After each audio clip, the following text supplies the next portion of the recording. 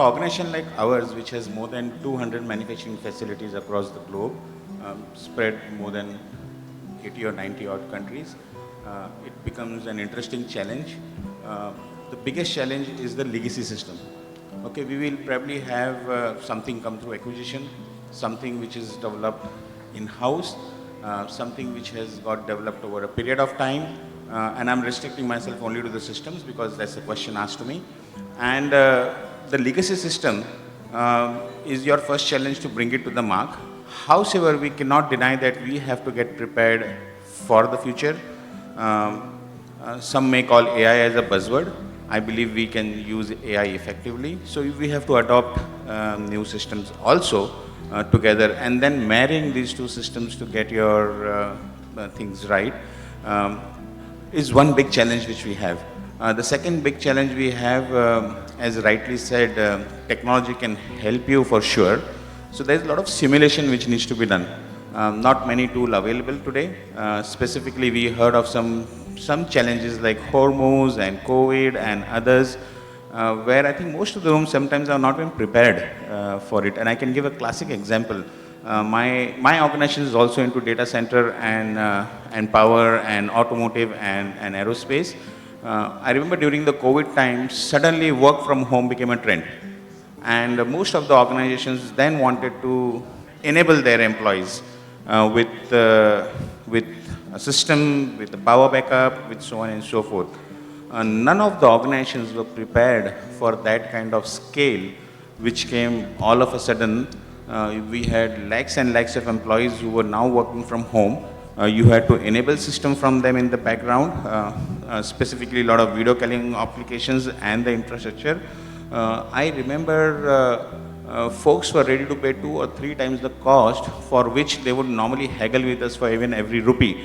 So sometimes, customer satisfaction obviously is most important and money is the not most important thing. So in short, legacy system marrying to the new system, simulation are some of the concerns which we see for the spread of the manufacturing facilities we have.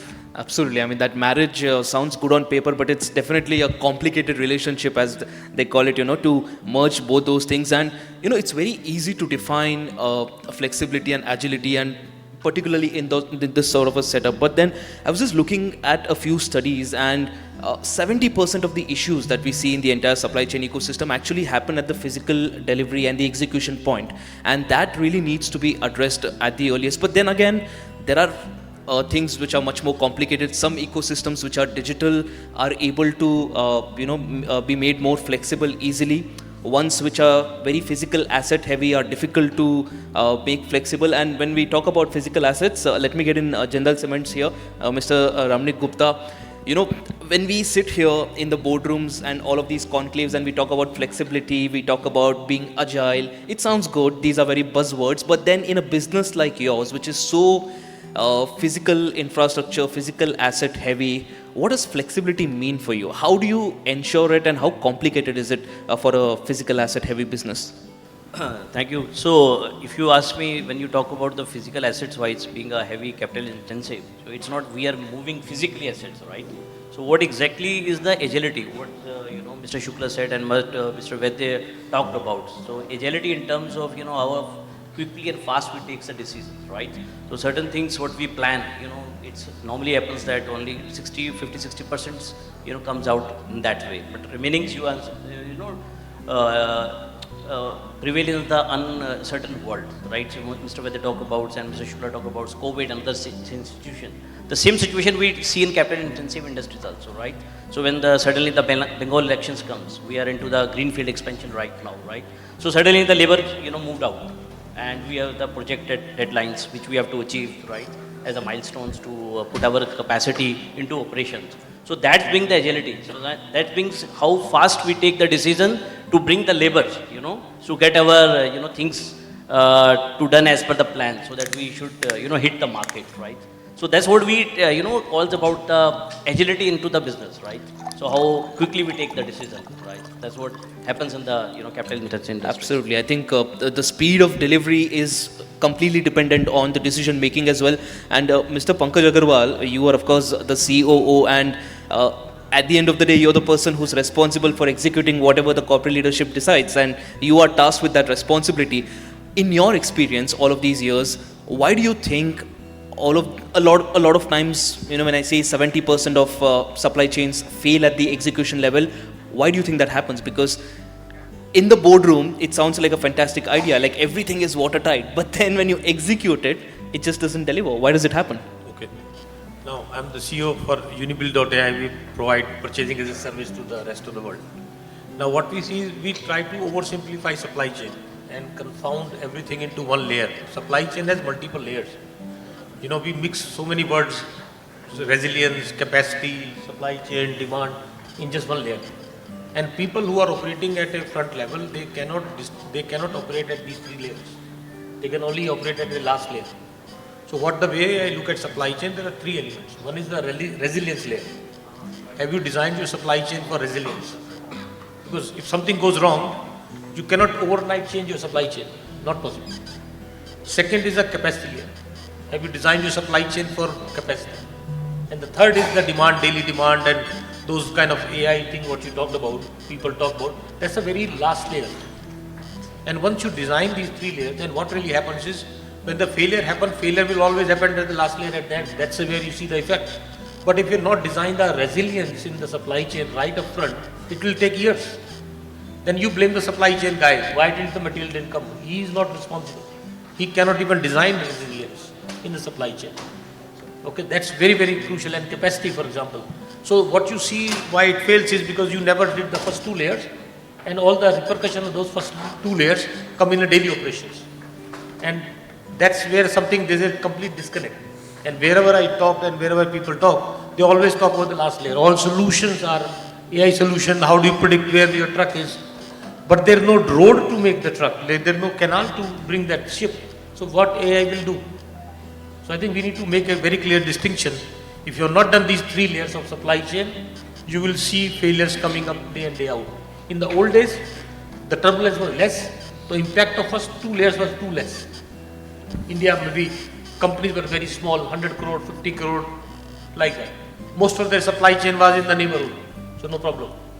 Now supply chain is gone beyond your neighborhood. Right. So that's where I see failure happens. That's a fantastic point, because we often at these events, and usually even in business schools, we are taught that it is very important to make supply chains very simpler. The more simpler it is, the better it is for the business. But also at the same time, like Mr. Aggarwal pointed out, it is very important to acknowledge the complexity and the multi-layers of it. And that's where I'll get in Godrej Industries, Vishal Sharma here. Mr. Sharma, there are multi-speed ecosystems when it comes to a larger business. There are certain ecosystems, let's say, for example, retail ecosystems, where it is easy for you to adapt to the demands in the market immediately. But on the other hand, when the same company also deals with, let's say, for example, industrial processing, demand, adjusting to the market demand, picking up market signals, that becomes a lot more complicated. So in a setup where there are multi-speed ecosystems, one end is adapting faster, the other end is taking a lot of time.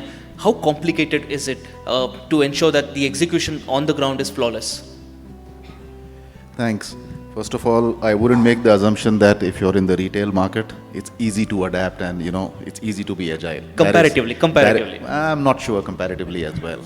Yeah, it really depends, because it depends on what the change is. So, and then talking of different ecosystems, different industries, different segments, are you B2C, are you B2B?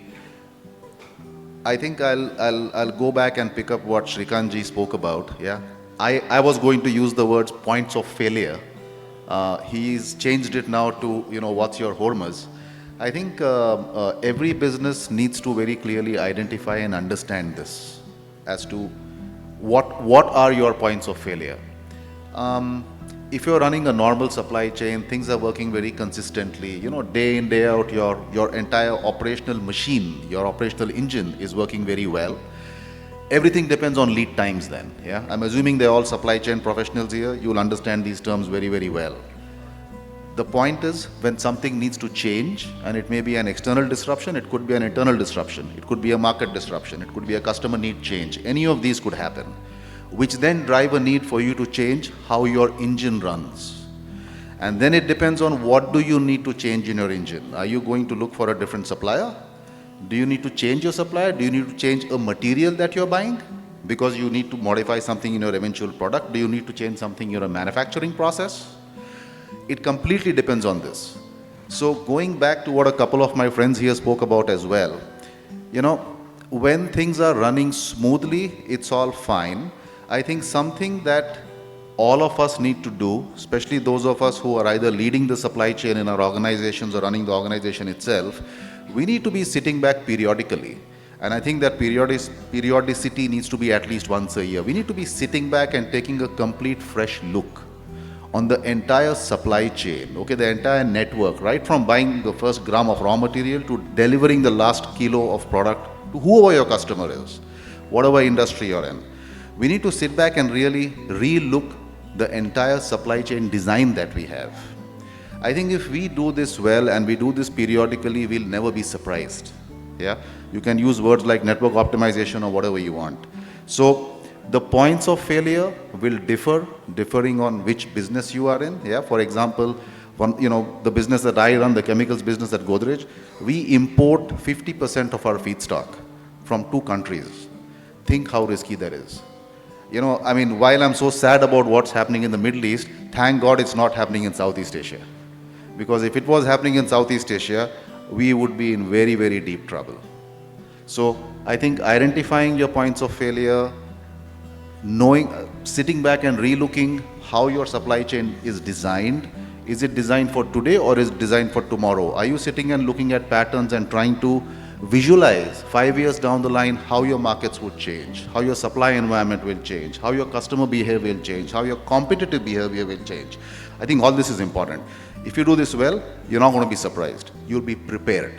You'll be resilient, to use the words that were used earlier. So that's how I would respond to it. Absolutely, a very valid point there. And Mr. Jain, taking that conversation towards procurement, and like he said, points of failures are very important for you to understand and really fix your supply chain ecosystem. But when it comes to procurement, usually there is a lot of conversation about adapting to new technologies. But then, how difficult is it to convince your traditional large-scale buyers to move from something they are comfortable with into a newer system and, in a way, try to preempt points of failures and try to convince them that, this new system that you're suggesting is the way to go?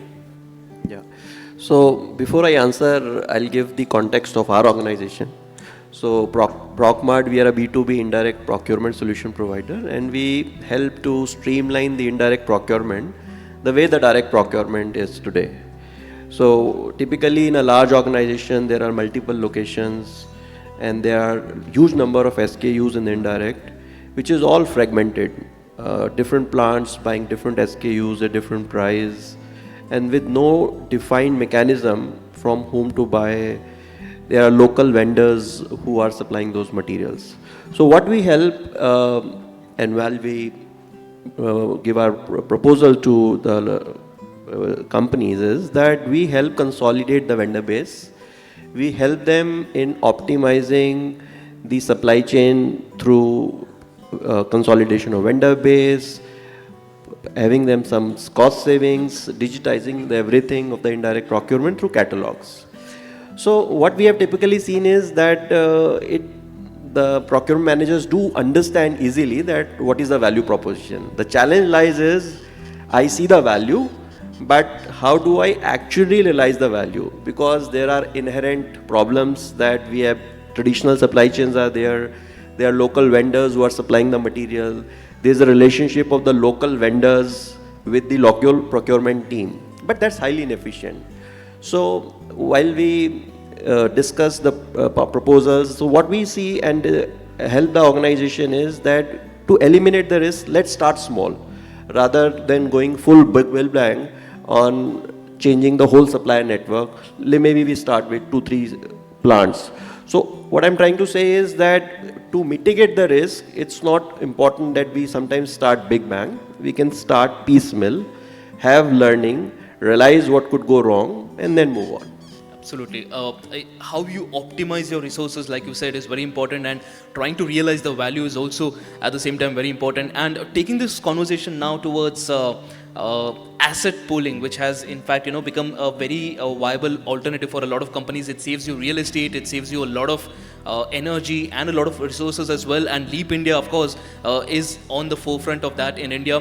Mr. Madhyan, I want you to come in here and help us understand, in your experience, before we get into the details of the supply chain, metrics and the point of failures, just help me understand, in your experience, what are the biggest mistakes companies make when it comes to setting up and running their delivery networks?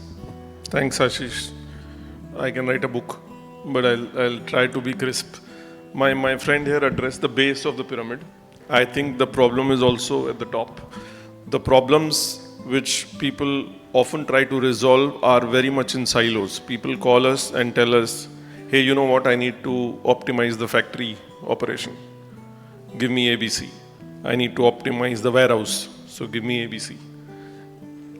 They don't look at this whole supply chain as an ecosystem of movement.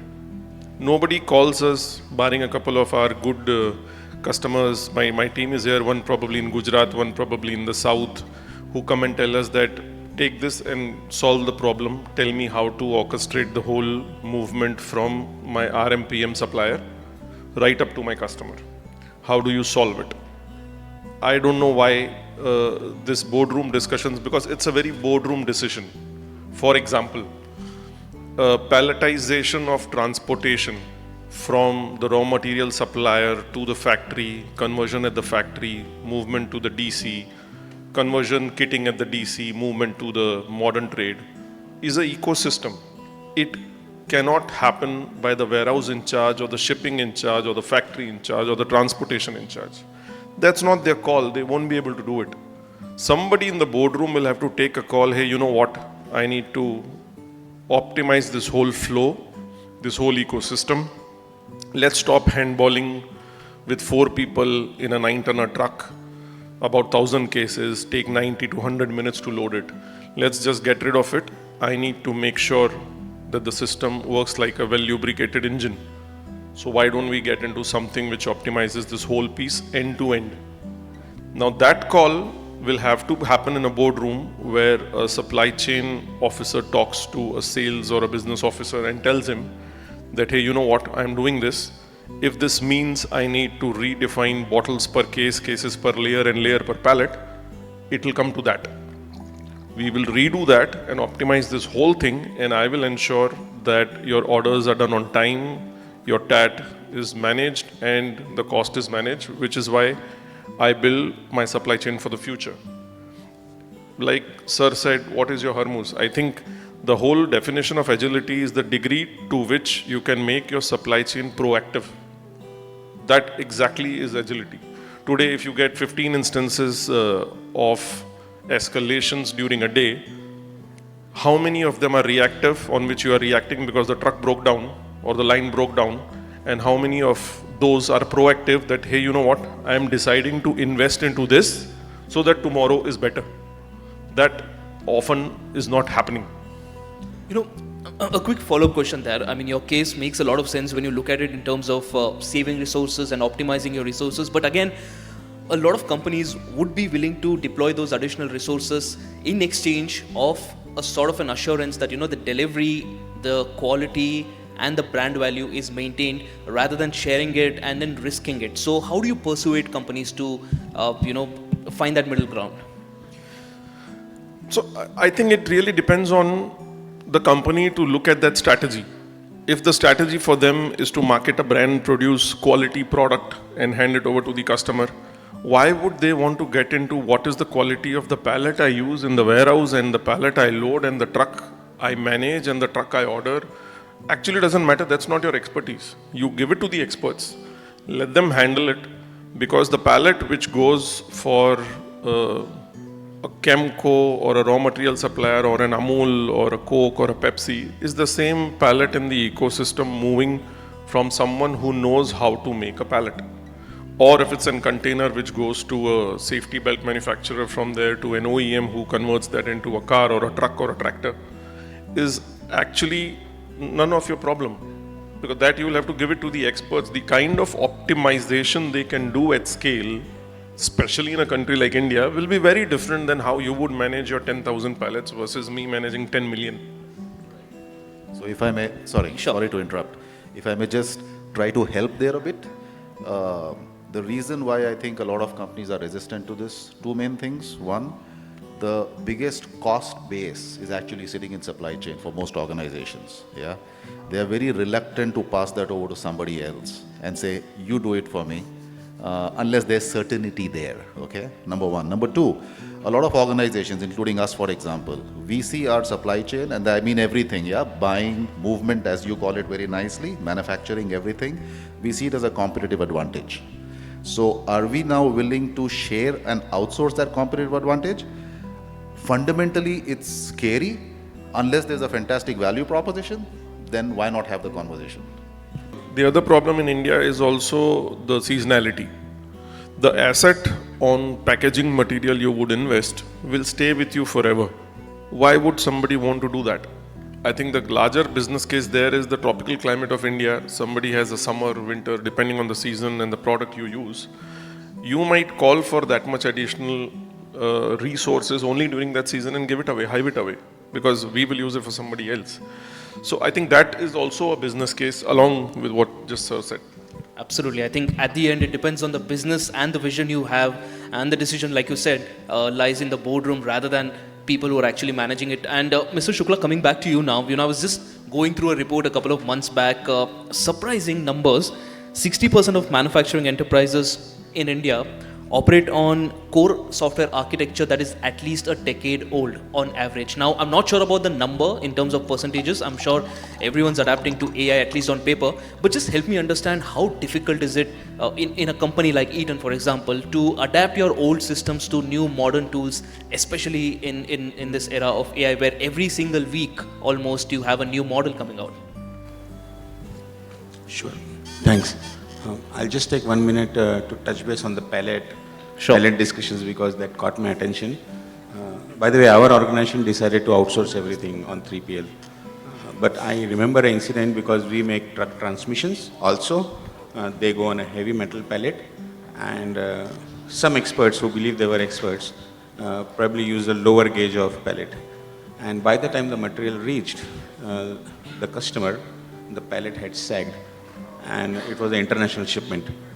And actually we had to get into the root cause, and finally identified that it was the gauge which was wrongly used by the experts. So it's a very interesting question, but I just thought I'll bring this example. You must be facing it day in, day out. Coming back to the IT, because that's the question asked to me. Okay, so,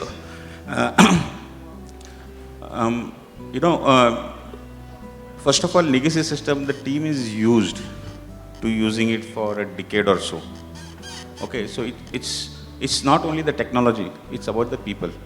Okay, because suddenly now they have to adopt to a new system. Assuming that you are adopting to a totally new system, they will have to get trained and adopt to the new system.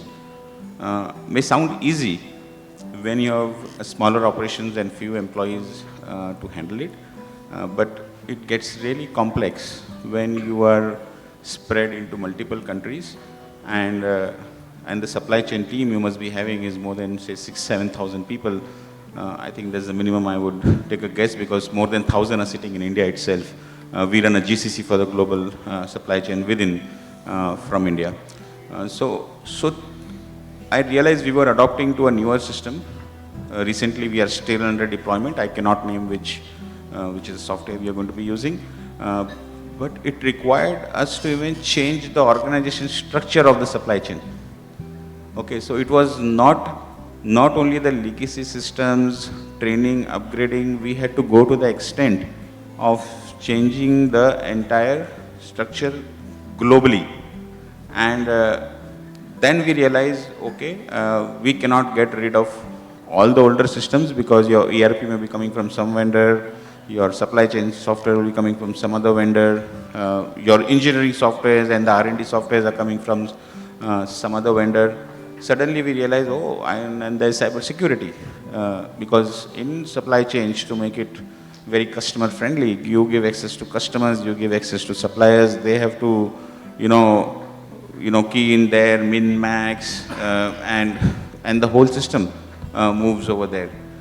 So we had to spend a lot of money on training. It was not necessarily only on the IT. We had to change the whole organization structure, and we are still in the process of doing so while I speak. And then obviously we will be deploying. So I would say any change management is a difficult process. And especially when it's IT, it becomes even tougher because you have to make people unlearn, then learn something new, and then deploy it. And most of the times on a coffee table conversation or normal drinking sessions, people start comparing, oh, the older system was better, this system has XYZ problem. So you have to also handle a lot of murmurs in the process. But giving the whole experience, any change management will come with its problem. I believe every change will bring something new. We have to spend money obviously on the systems, on people, on training, lot of communication, and usually sometimes if it is multi-country, it makes it a little more complex. Sorry for the longer answer, but I think that was the best I No, could I do. think it's a very valid point that you made as well. And Mr. Sharma, I just want you to come in on that. When he says, like, for example, he said, infrastructure, yeah, we're trying to keep up with it, but then our real strength is our people. Do you think it's now the whole digital infrastructure is becoming an actual competitive advantage that companies are looking at, wherein the cost that it, the amount that it costs the company, it eventually will be worth it when you look at, supply chain ecosystem, which traditionally is looked at as a very physical process? So 100%. I think we are seeing that, right? One statistic. So 80% of the Fortune 500 companies globally, run on SAP. SAP is one company that makes ERP systems, but it completely has monopolized and dominates the ERP landscape globally. Every large company uses SAP. Why? Because it works well, because it delivers what is required, because they come with consistent upgrades. They are, by the way, the most expensive. We just upgraded our old SAP system to a new SAP system. Our costs have gone up by 80%. We had to do it because they were going to phase out the old one. So they put a gun on our head and said, you either change or you're gone, because we are not supporting the old system anymore. So is it worth it? It is 100% worth it, because it does make your entire operation more efficient. It helps you identify points of failure. It helps you measure efficiencies as long as you're using the system well. I will put that criteria and that caveat. Most organizations do not use the systems that they have very well. They end up using max 50% of the capability.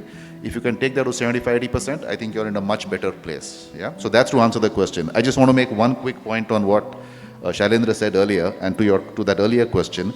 I think one of the reasons why companies hesitate and delay the shift from legacy systems to new systems is something that Shrikantji mentioned earlier. Most of us look at supply chain as a cost. We do not look at it as a competitive advantage. And once you start seeing things as a cost, you start squeezing it. So then you ask the question, is it broken? Is it working? हाँ चल रहा है, काम हो रहा है, हाँ हो रहा है, तो change क्यों करना है? चलने दो और 2 साल. We also did that, So, I mean, our company is proof of that. Where until SAP put a gun on our head, we didn't switch to S4HANA. Now that we've switched, we are pretty happy. So I think that's another reason, and we need to watch out for this, because if you keep treating supply chain only as a cost, you never develop resilience. Absolutely. And Mr. Gupta, when we talk about supply chains being a competitive advantage, you at Jindal Cements would understand that better than most. And just help me understand, in terms of Jindal Cements, has there been any traditional system of yours that you tried to modernize? Like Mr. Shukla also said, he's had to train an entire team and possibly the entire company. So has there been any old system in your structure which you tried to modernize, but it's, like they say, a little stubborn and very difficult to do? So Ashish, you pinch me while asking this question, and when I'm talking to him, the monopolistic environment, say from the SAP side, then move to SAP HANA to SAP RISE, that you have no solution. So similarly, you talked about the legacy system, right?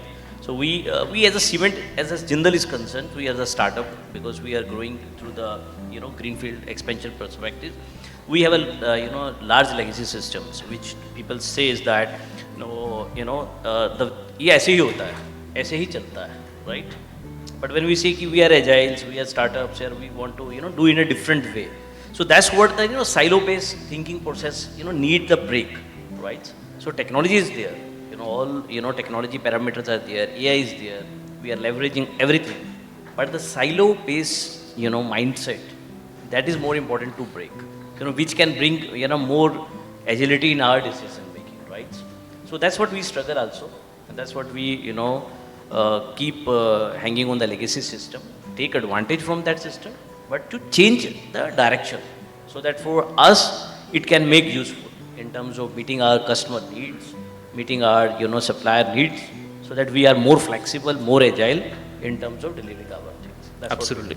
Right. Mr. Aggarwal, Mr. Gupta just now said artificial intelligence is one of those things that a lot of companies are adopting. At your level, at the execution level, have you started noticing the changes? Has it made your life much more easier, wherein you're able to execute better, or do you think this whole AI facade is still limited to the boardrooms and the laptops and the digital infrastructure, or has it come to a point where physically as well it is making your life easier? I think I would say AI is an oversell, okay, in a nutshell. But I think what I look at is, let me give you a perspective. Now the supply chain is no more like a 5-day cricket match where you can predict how Gavaskar is going to do. If you know what is a pitch looks like, then you know which team will make what, how many runs, right? Now supply chain is a trauma center, typically. Now, like when you look at Unibuild, if I just try to look at what AI can do and what it cannot do. Unibuild, we provide purchasing as a service. So it's a typical trauma center. So today a company comes to me, I need part for drones.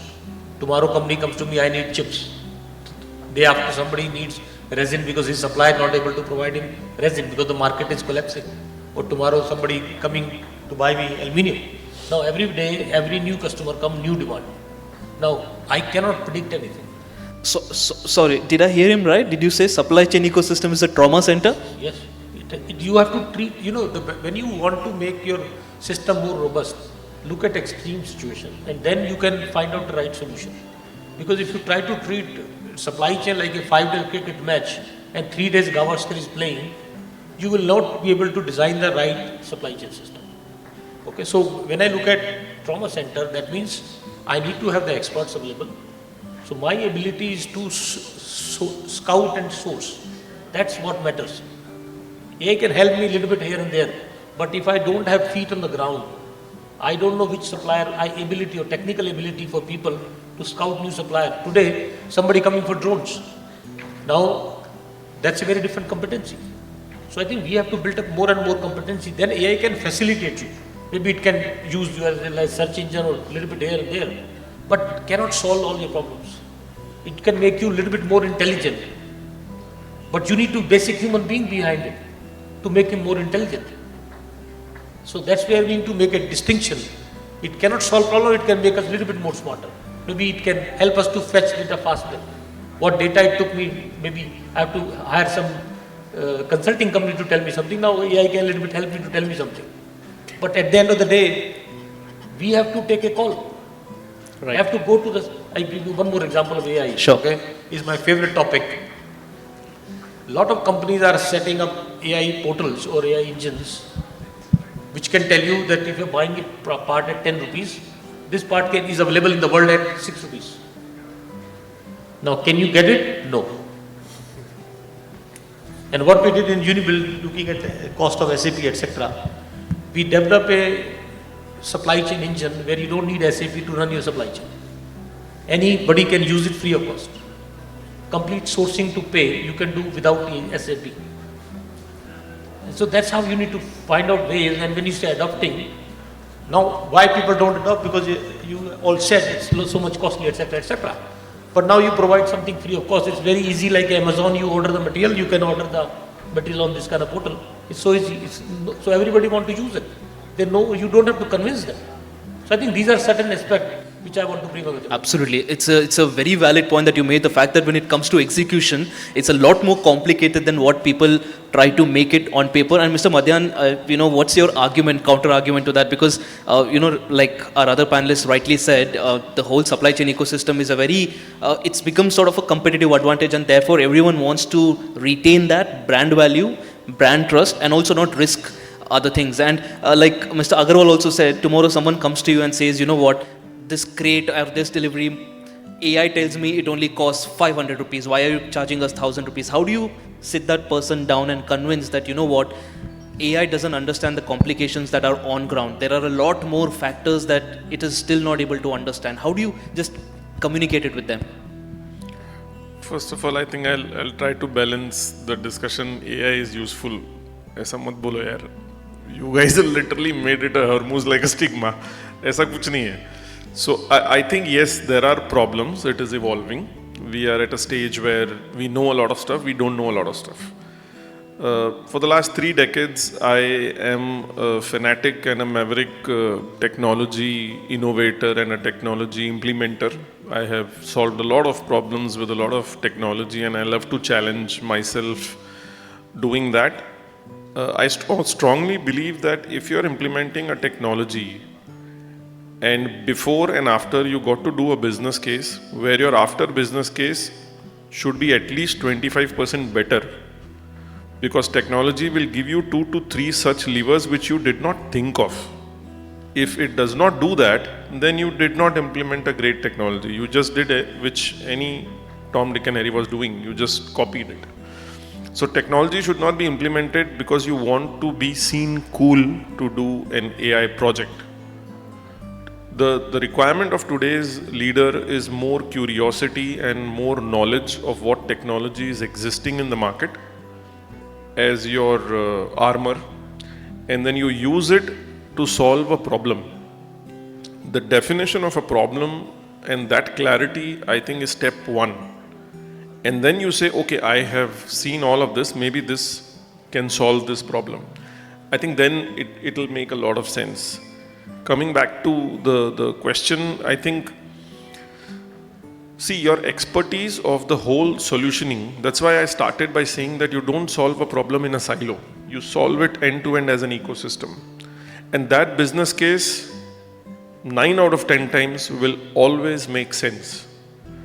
What you would buy from a market versus the service which a service provider like us would give you end to end will always have to be better. It cannot beat it. And I'll tell you why. Because you should not compare a product with a product. I think that's what I said in my little talk as well. We don't rent pallets. It's not a pallet company, it's not a crate company, it's not a forklift company, it's not a FLC company. We design a solution. You today pay X in doing it yourself. You have to pay X minus 20, 30, 40% if you do it with this solution which we design. If you don't, then there's no point. Then you continue the way you are. But are you still solving the problem? Have you come to me with a problem in a silo which is still limited? And I help you expand the horizon and give you something which adds value to you? I think that's where the catch is. The difference is between that lip and the cup.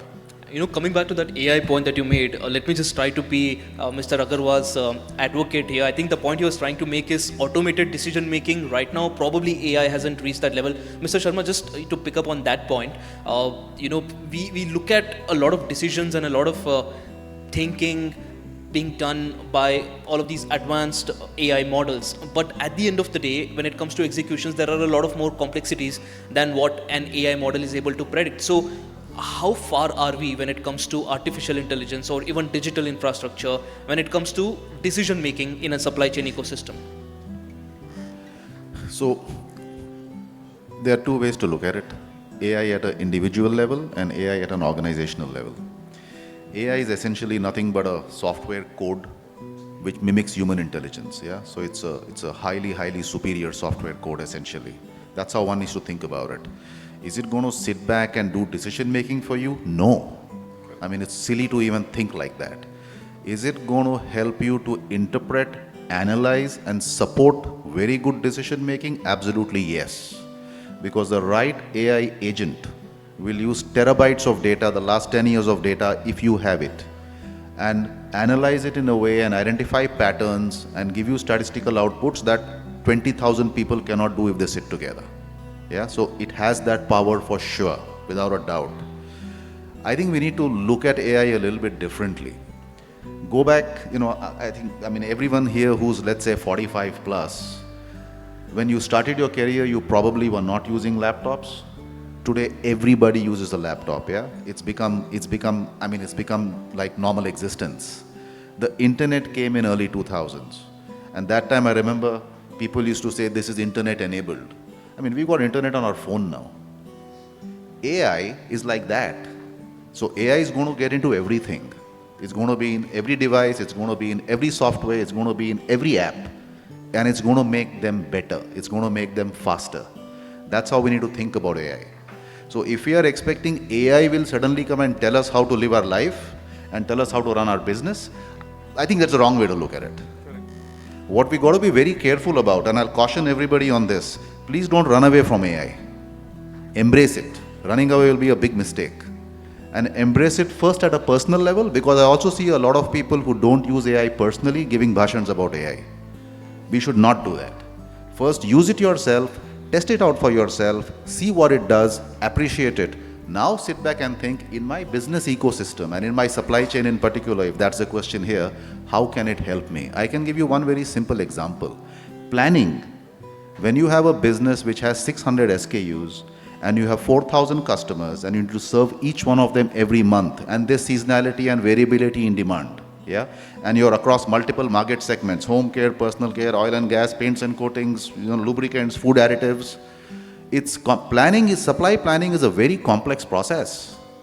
But when you use the right tool there, that entire process gets simplified, because you're no longer looking at 20,000 data points on an Excel sheet and expecting a team of 5 people to try and make decisions. You're pumping all this data and the last 5 years data into a system, and that system is now telling you, hey, based on the analysis, this is what I recommend you take as your supply plan, and this is how you do it, this much in this plant and that much in that plant. But the caveat again is, that tool which is using AI needs to be having the right database behind it. It can't use 6 months database and be effective. That will not work. It needs to have 5 years data behind it, then the effectiveness is very high. So there's a lot of usability. It is very powerful. You got to find the right tools which work for you. And again, I'm repeating, please use it yourself first. And then you'll appreciate it. Then you can sit back and think, in my organization, where can I use this? Absolutely. Interesting point there, the fact that once you have valid long-term data, AI can really do wonders. And let's bring that conversation towards procurement as well, because, I'm a journalist. Job is to go through all the reports, industry reports that come out as well. There was one report which said that there's a very interesting procurement paradox across industries now. Non-core tail spend accounts result in 80% of the entire vendor list, wherein only 20% of the budget is allotted to them. So essentially, there's a lot on your vendor list which is only costing you 20%, and the other 80% is very short-lived. So does it make your job as a procurement expert even more easier? The fact that you're able to consolidate the data better, and because you have access to multiple industries, it really makes you an expert in that field. See, we have to look at from the angle of a company who is making the procurement of this indirect spend. So as you rightly mentioned, it's a known fact that the number of vendors on the vendor pool list we have is more than 80%, I would say, supplying less than 10%, I would say. It's rather not even 80-20, it's 90-10, that the number of vendors are 90% who are supplying less than 10% of the spend. So this is highly inefficient in terms of managing the large number of vendors. And an organization, for example, has to focus on the core. It's a tail spend. So organization need to invest in resources where they can extract higher value. But there is always some fear, I would say, for a traditional procurement heads, that if I lose control and outsource this to some partner, then I remember and I recall very interesting case. Last month only I was with some larger company. We had actually settled with the procurement head our agreement to sort of outsource. They wanted to outsource their 70 locations to us. But his number 2 came and asked me that though we are doing it, I'm partly convinced with the CPO, but what will happen to our jobs? what will be the job left to us? Then his CPO actually answered him that I want you to focus on the core. There are many more opportunities which are sitting in the company where we can add value. But if you keep focusing on a non-core, which is a tailspend, and putting mind and time on leveraging a paisa or a 2 paisa, and knowing that when we come into that and this platform companies come, that you are getting upfront savings, digitization, vendor consolidation, then again having that fear of losing out and sitting on that inertia is something which I think companies are trying to overcome. And we have seen that this trend is now, there is a realization within the companies that let's focus on the core and let this known core be managed by some experts. Absolutely. And now we're coming to the end of the conversation, and we've touched on multiple aspects here: the digital infrastructure, the physical infrastructure, every other aspect of it. But one thing that we haven't really spoken about, and Mr. Gupta, I want you to come in on that, is the human resource. Sometimes they say potential, I would say bottleneck. Human resource bottleneck is a major issue in the entire ecosystem. As someone who handles a business which involves a lot of physical assets, how do you find a balance between the decisions taken at the head office and the decisions you leave up to your local teams? Because a lot of time, by the time any information comes to your office, there is a lot of time lost as well. That golden hour, which we use in medical terms, that is lost as well. So how do you balance it? So I will say ki from centralization or decentralization decision making, right? So that's the basic point, right? So which is the better one? I will say there is no right or wrong way on it. It should be the hybrid way, right? So certain decisions we take at central levels, like from governance standpoint of view, right? Risk management standpoint of view, strategy standpoint of view. But as far as execution is there, we should leave it to the ground team. So who at the ground level, whether it is the sales and marketing teams and whether it's the plant operations teams, because they are the right person at the ground level, within the guardrails, they have to work it. Once we have this kind of ecosystem in the organization, so that's help to navigate the turbulence and faster and quick decision making and getting the buy-in from everyone within that guardrail. No, when that strategy we follow. Sorry to interrupt you. When you say hybrid, it can be 50-50, it can be 80-20. How do you decide? So when I say it's not a 50-50, when I say the certain aspects, for example, the capital allocation policy that I will do at the centralized level, right? So how should I structure my capital? Because we are into the greenfield expansion, right? How should I create the structure? I can't leave it to the ground level teams, right? When I'm saying which customer segment they have to take and which product segment, so that I will leave to them, because that's the judgment, because there's a competitive environment. Because I can't sitting at satellite office and tell them, no, you don't sell this product, right? And you don't penetrate to that market. Of course, I will look from a EBITDA perspective, because that's what I have to see it from ROI perspective. So that I am saying is that differentiation between centralization and the decentralization strategy. Right. Mr. Madhyan, in a network business like Leap, how efficient do you think it is to let the local nodes make decisions? In your experience, is it as effective as people make it out to be, or do you think it is not as safe, probably risky? I think it is super critical from an execution standpoint, but there are certain caveats, certain prerequisites, like I think he correctly said. If you have a right strategy which is for your business, because every business, the degree of centralization, decentralization will vary on how you're designed, what kind of business you are. In our case, for example, we are into service. We are enabling a supply chain. I cannot let the customer wait for a certain authorization to come from the central office in Mumbai for him to get something more, for example, if he wants so. So your strategic template should be designed at least annually. So you know that this is what I call strategy. These are the calls I'll take. And execution is completely empowered, completely decentralized on a day-to-day basis. We don't have roles which are siloed. I don't believe in that. We have roles which are on a network. So a person, an individual at the decentralized level is handling a network, which means customer centricity is his first priority. So if on an execution level he needs to take a decision, he is fully empowered to take it. He has a budget, he has compliances, KPIs, there's a control tower, we can see centrally everything what's happening, and that automatically will get escalated if something untoward happens. So I think decentralization is super critical in at least our business, where execution power sits on the ground, and whatever is capital monthly or whatever is an approval based thing which needs to be done centrally, I think should be still kept at the center, because you don't, for example, we have defined list of 19 key customers for which everybody in the team, everybody in the company across sales, collections, finance, warehousing, transport is empowered to do whatever the hell they can. Those 19 should not suffer out of 1100.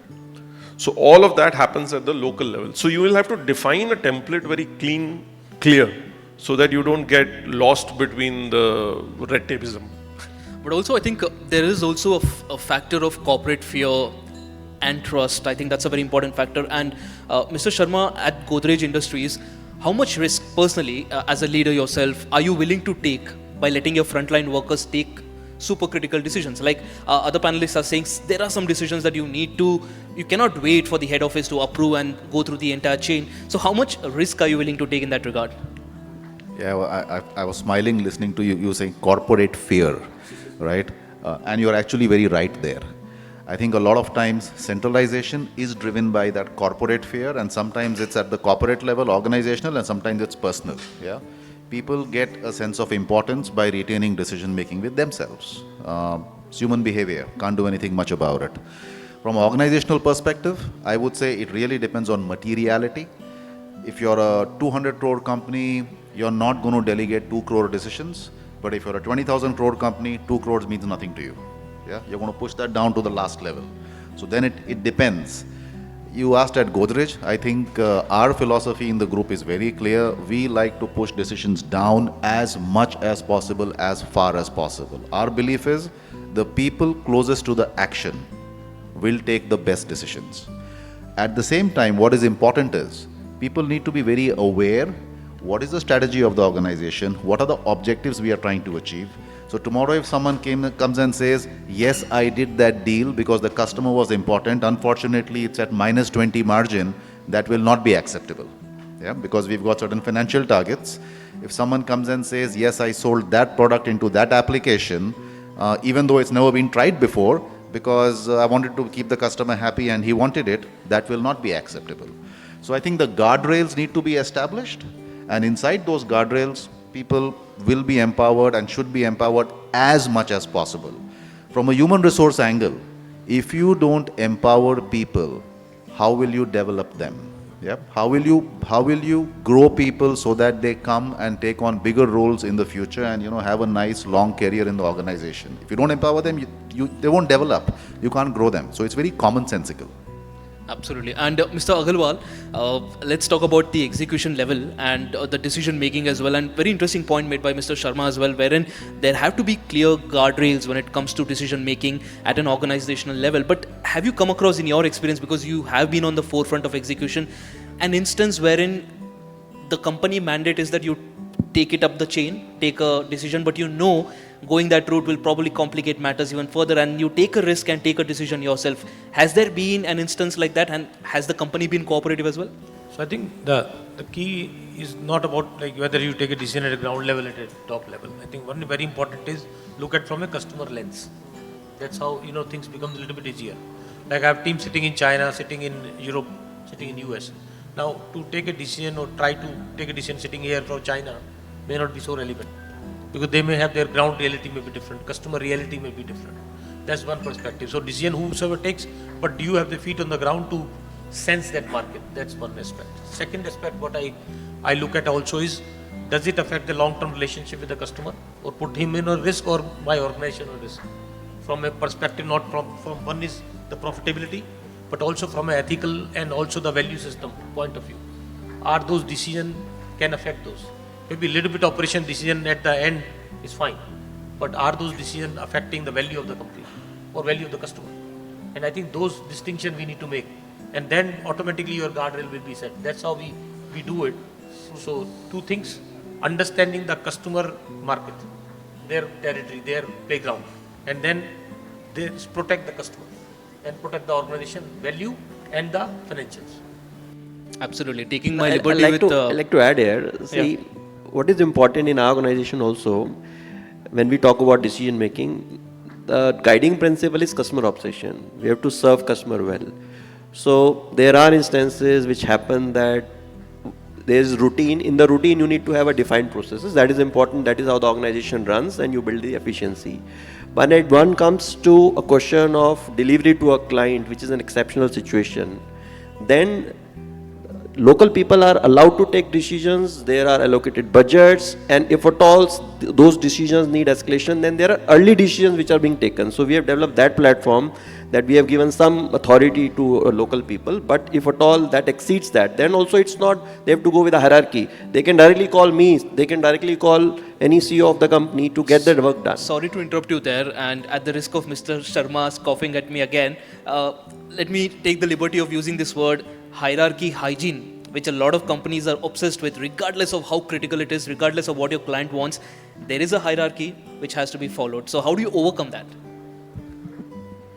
We actually try to minimize the hierarchy levels, because then it actually brings in a lot of inefficiencies, lot of, I would say, corporate culture, which a colleague has mentioned. Corporate fear. Corporate fear, that some people are obsessed with power, that I am taking the decision. So we try to have as minimum hierarchy levels as possible and try to create those verticals to have the efficiency in the organization. Right. So before we wrap, let's take the final word from Mr. Shukla here. You've been very patiently listening to the whole conversation about AI. You started it, in fact. Just help us understand in terms of the entire ecosystem in India. There are a lot of policy level decisions being taken, major ones as well. How much of them are actually having an impact on the ground, or what else do you expect the government to do to ensure that this whole ecosystem is as fluid, as easily flowing as we all expect it to be, not just on paper but also on the ground? I'd like to decipher the question again. So you are So wanted to check what on- else do you expect from the government on a policy on the level policy side? to make the ecosystem more easier and agile? So I think that's got to do a lot with the macro trend. So just for the sake of repetition, my organization is into electrical, data center, aerospace, and automotive. These are the areas, typically mostly on the engineering side. And you will see there is a lot of energy transition happening here. For example, a vehicle is going towards electrification. Okay, now we keep hearing a lot about electrification, but that will also require a charging infrastructure over there. So when it comes to specific policies, what supports is whenever, for example, the government of India says 89% of our crude is imported. So obviously government would want lesser dependence on crude. That's my assumption. So the policies have to be favoring for the alternate fuels, for the alternate adoption, which has to be done. So personally, I believe government's job is to make business simpler, smoother, provide right infrastructure, but bring in also the policies which enables their agenda, or which enables the country's agenda in terms of national dependence. I think that is how I would summarize it. It will be very weird of me to pick up one law and one this thing, but that is how I would summarize, if that makes sense. At the risk of putting in the spot, is it actually happening? I think it's definitely happening. Means even if you're not putting me on the spot, it's definitely happening. And just going back to your previous question, we spoke about a lot of empowerment and all that. I'm Correct. personally a beneficiary of empowerment because my head office sits in United States of America. Okay, so simply when we see a lot of policies which is there right now, we see a lot of favorable policies towards energy transition. We see a lot of favorable policies towards adoption of EV. We see a lot of policies towards data center, because not much has been spoken about that, because that's also one of the services. A lot of investments happening on the infrastructure, where I'm sure my colleagues will comment. And there will always be some loophole. Okay, otherwise things will not change and they will improve. You will say, is the government of India 100%? No, but so are the other governments. There is always a scope for improvement. So it would be nitpicking will not be the right thing to do. Absolutely. I mean, there's always a loophole. No industry is perfect, and I'm sure as leaders, you all are, doing your best to ensure that it happens across the supply chain ecosystem as well. And with that, it's the end of the conversation. Let's give a big round of applause to all our panel of experts here. Wonderful speaking to you. Thank you.